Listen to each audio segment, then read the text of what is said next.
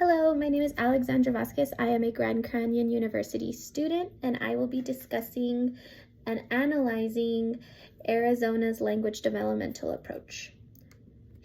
So let's go ahead and define some terminology. We're going to first define English language learners in the Arizona definition, which is any student whose native language is not English. Also, any student who has difficulty reading, writing, or understanding English so much that it limits their success in the classroom. The other term is ESL, which is English Second Language. This teaching involves listening, reading, and writing at an accurate developmental and proficiency level.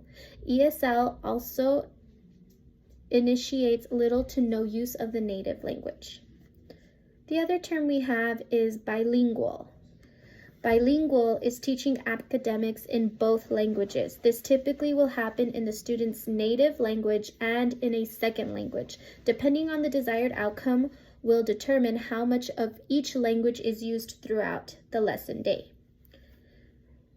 Sheltered English instruction is a teaching style that requires meaningful instruction in all content areas. This is to help them on their journey to English proficiency. Then we have structured English immersion. Students are immersed in a bilingual education technique for rapidly teaching English language learners. This is considered an intensive English language teaching. So as you can see, Arizona has, depending on the term or on the approach, differences on how they can teach English to English language learners or English as a second language. This is going to be dependent on the school district, on which one they intend to adapt. Now, even reading some of those and understanding them a little better, we know that both are pretty good at getting us to where we need to be at meeting those English language goals. It's just depending on the style and in which way we're going to teach and in which way the student will be able to learn the English language. Moving on, we're going to discuss the 4 principles of Arizona's language developmental approach. The 4 core principles of Arizona's language development approach are research-based, scaffolding, developmentally appropriate, and culturally and linguistically responsive. So looking at those in detail, we're going to start with the research-based. This means that the instructor is well-versed in up-to-date evidence-based strategies in teaching English. The lesson must be which is going to lead us into scaffolding, right? Because not all of our students are going to learn at the same level, and depending on their understanding and how much they understand and their grasp and knowledge and prior knowledge of the English language, then we're going to have to scaffold. This is why having evidence-based strategies is key. This is going to say, you know what, this is how we implement this, and these are the results we got, because we don't want to go at this blindly, because this will eventually allow our students to either be successful or unsuccessful in reaching their goals. Scaffolding appropriately to the ability of the student, but still that challenges them enough to build their skills. So this isn't that we're going to make it easy. Scaffolding means is that we're going to meet them at where they're at, but it's still going to be challenging, but not unobtainable. And a lot of times when we're teaching English, we think, well, oh, that should be easy. Those are 3-letter words, or those are our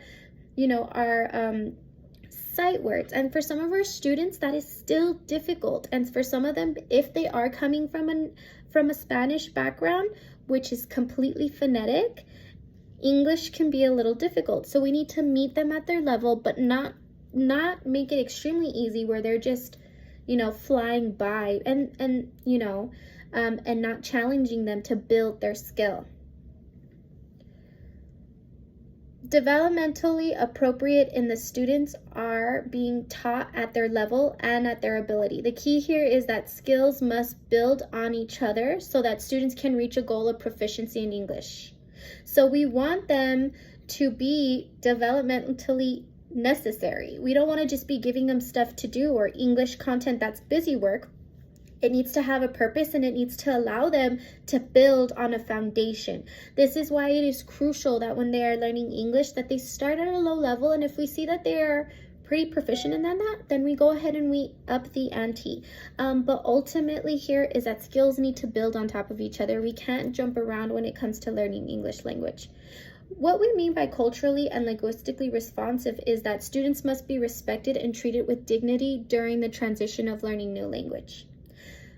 It's a culture shock and it's different. And for some of us who do come from a second language background, we can understand that. But if not, we still need to be respectful and have and allow the needs and beliefs of our diverse learners must be respected. This leads to student agency, allowing the students to learn through activities that are meaningful. This puts the learning in the hands of the student.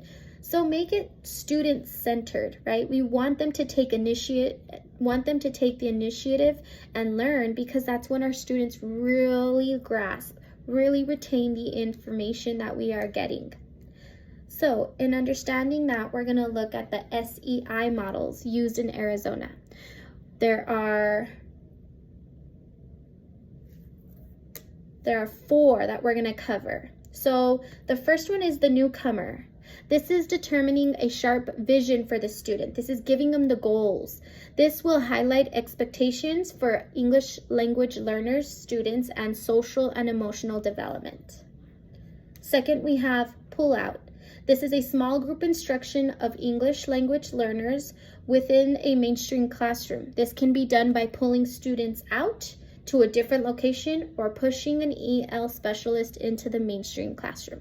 So there are 2 ways that you can implement the pull out, whether you're going to push in a specialist to help those students and it's still going to be in a small group instruction, or you remove the students and you take them to a different location and you work with them there in small group instruction.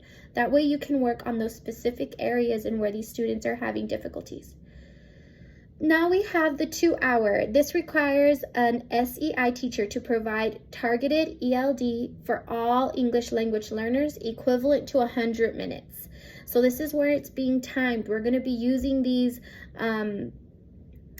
strategies. We're going to be going in there full and, with the strongest approach for this 2-hour model. Lastly, we have the 50-50 dual language immersion. This is when students receive 50% of their instruction in English and 50% of instruction in their native language. This is usually done by splitting up the subjects and or minutes. So there are many models at Arizona that they have adapted to help with this situation, to make sure that our English language learners are at the forefront of research-based strategies, and 2, that they are being provided with the support that they require, and that they are being helped not just one way, but also differentiating the instruction for how the student works best. I hope that this was helpful in understanding Arizona's language developmental approach, and hope to hear from you soon. Thank you.